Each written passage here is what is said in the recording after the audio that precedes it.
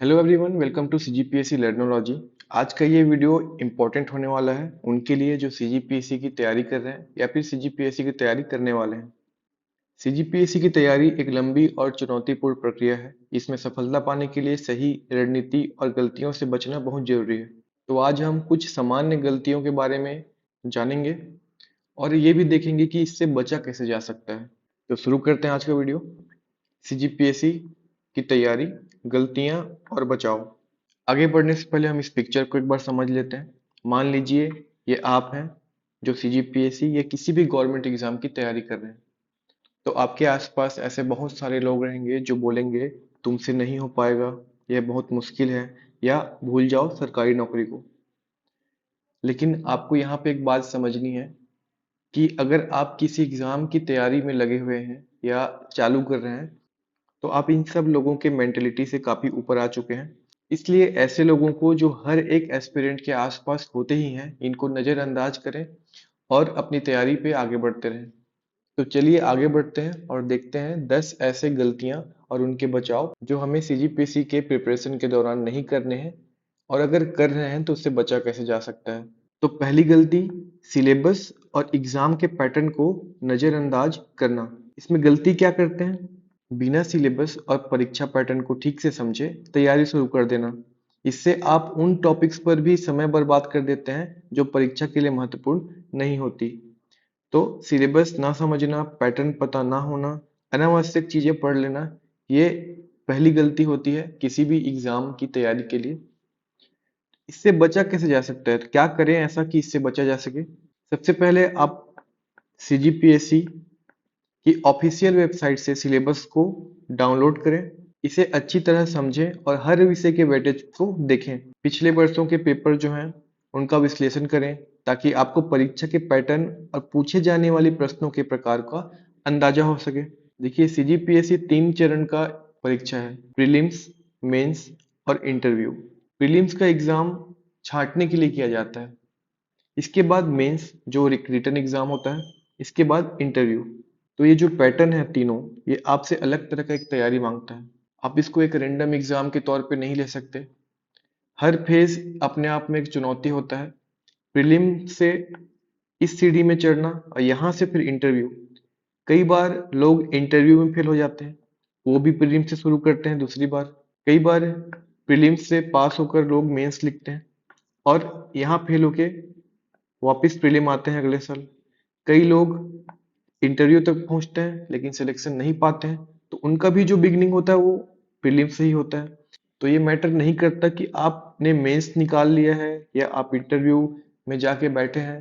Post को पाना ही एक लास्ट पड़ाव होता है सीजीपीएससी के एग्जाम में।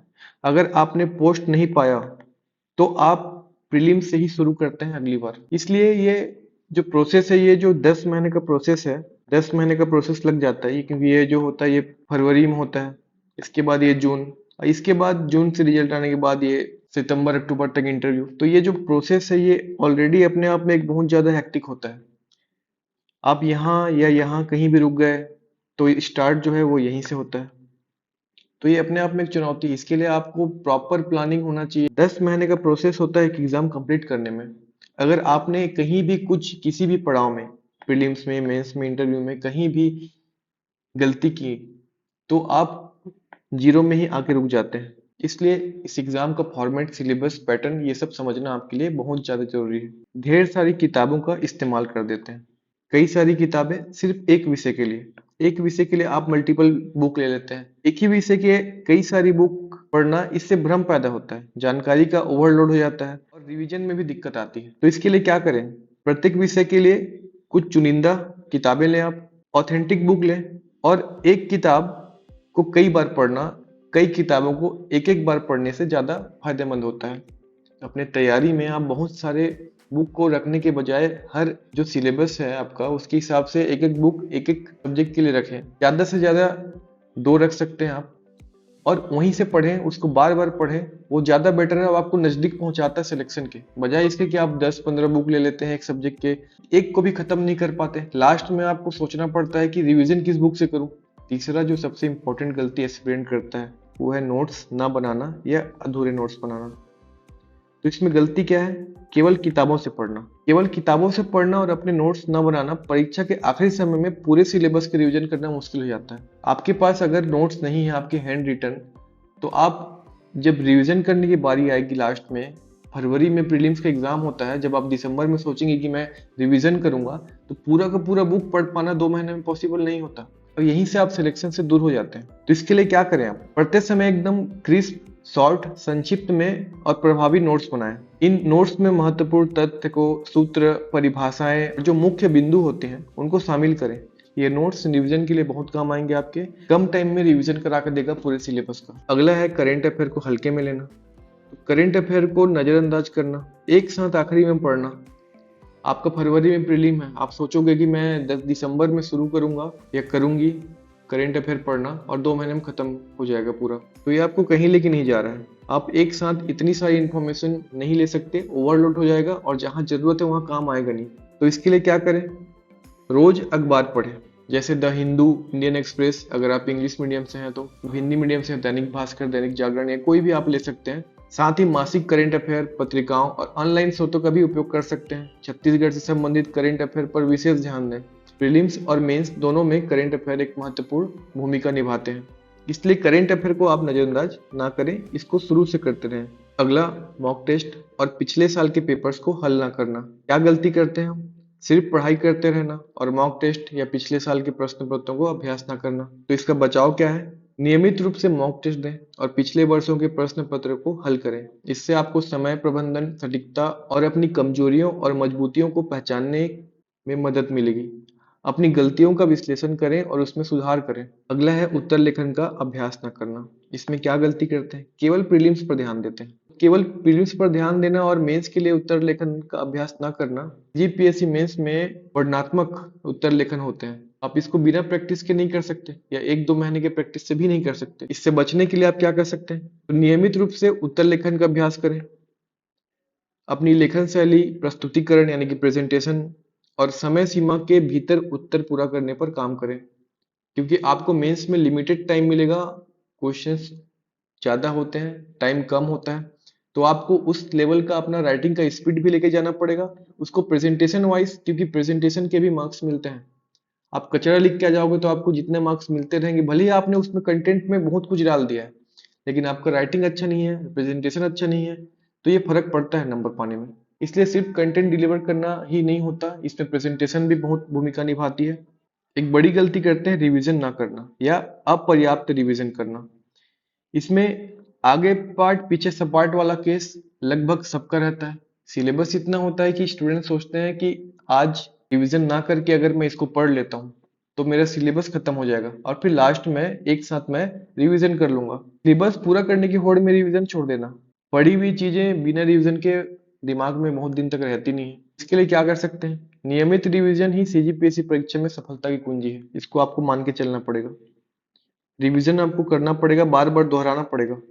अपने अध्ययन कार्यक्रम में रिवीजन के लिए पर्याप्त समय दें। अपने नोट्स और महत्वपूर्ण बिंदुओं को बार बार दोहराएं। अगर आपने आज कुछ नोट्स बनाया है, किसी टॉपिक को पढ़ा है, मान लेते हैं आज आपने इंडस वैली सिविलाइजेशन को पढ़ा है, तो इसके एक हफ्ते बाद इसको रिवाइज करें।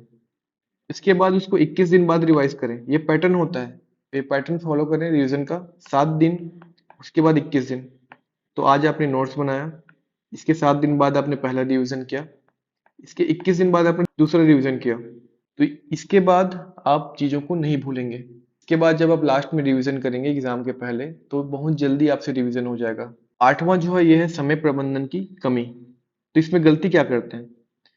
पहले बात तो समय सारणी ना बनाना और समय सारणी का पालन ना करना। पढ़ाई के लिए एक व्यवस्थित समय सारणी न बनाना और उसका पालन ना करना, यह एक बहुत बड़ी गलती है। इससे बचा कैसे जा सकता है? एक व्यवस्थित और यथार्थवादी यानी कि रीजनेबल प्लानिंग करें। हर विषय के लिए पर्याप्त समय दें और उसका सख्ती से पालन करें। ब्रेक लेना ना भूलें ताकि पढ़ाई बोझ ना लगे, लेकिन जो भी टाइम टेबल आप बनाएं उसका एकदम सख्ती से पालन करें, क्योंकि 1 दिन, 2 दिन, 3 दिन के बाद टाइम टेबल का वैल्यू नहीं रह जाता। आप धीरे धीरे उसमें ढीले होते जाते हैं और एक टाइम आता है जब वो टाइम टेबल फॉलो ही नहीं होता। तो ये सारी गलतियां आपको पीछे ले जाती हैं तैयारी से। इसके बाद जो मोस्ट इम्पोर्टेंट है वो है स्वास्थ्य और मानसिक संतुलन को नजरअंदाज करना। तैयारी के दिनों में हम क्या करते हैं, सिलेबस ज़्यादा होता है, टाइम कम होता है, तो हम सोचते हैं कि ये जो एक्सरसाइज है, ये जो सोना 7-8 घंटे है, और अगर टारगेट पूरा नहीं होता है तो खाना भी छोड़ देते हैं। तो ये सारी गलतियां आपको महंगी पड़ जाती हैं। परीक्षा के दबाव में अपने शारीरिक और मानसिक स्वास्थ्य की उपेक्षा करना बिल्कुल सही नहीं है। इससे बचा कैसे जा सकता है? तो पर्याप्त नींद लें, पौष्टिक भोजन खाएं और नियमित रूप से एक्सरसाइज करें। तनाव से बचने के लिए सकारात्मक रहें और आत्मविश्वासी बने रहें। और जो लास्ट है, ये है आत्मविश्वास की कमी या अति आत्मविश्वास। तो अपनी क्षमताओं पर संदेह करना या अति आत्मविश्वासी होकर तैयारी को हल्के में लेना, ये दोनों चीजें आप पे भारी पड़ जाती है। कई बार ऐसा देखा जाता है कि मॉक टेस्ट देते हैं, उसमें नंबर कम आता है, कॉन्फिडेंस डाउन हो जाता है। और ये जो एक बार कॉन्फिडेंस डाउन हुआ आपका, पूरे पूरे लड़ाई में आपको पीछे खींच देता है। या तो फिर ये होता है कि आप एक सब्जेक्ट में बेटर परफॉर्म कर रहे हैं, आप उस सब्जेक्ट का मॉक दे रहे हैं, या वो सब्जेक्ट आपका फेवरेट है, वहां से आपसे क्वेश्चन बनने लग जाते हैं। आप तैयारी को हल्के में लेना शुरू कर देते हैं कि ये बन रहा है तो बाकी चीजें बन जाएंगी। लेकिन ये इतना आसान होता तो सबके सब निकाल लेते। आपको ओवर कॉन्फिडेंस से तो बचना ही है।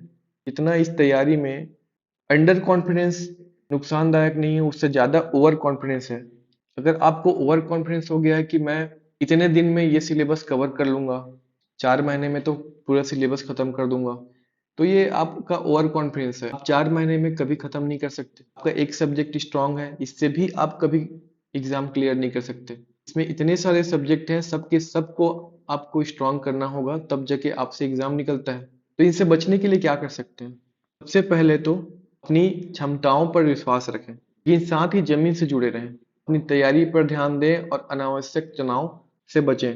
इन गलतियों से बचकर आप सीजीपीएससी परीक्षा की तैयारी को अधिक प्रभावी बना सकते हैं और सफलता की संभावनाओं को बढ़ा सकते हैं।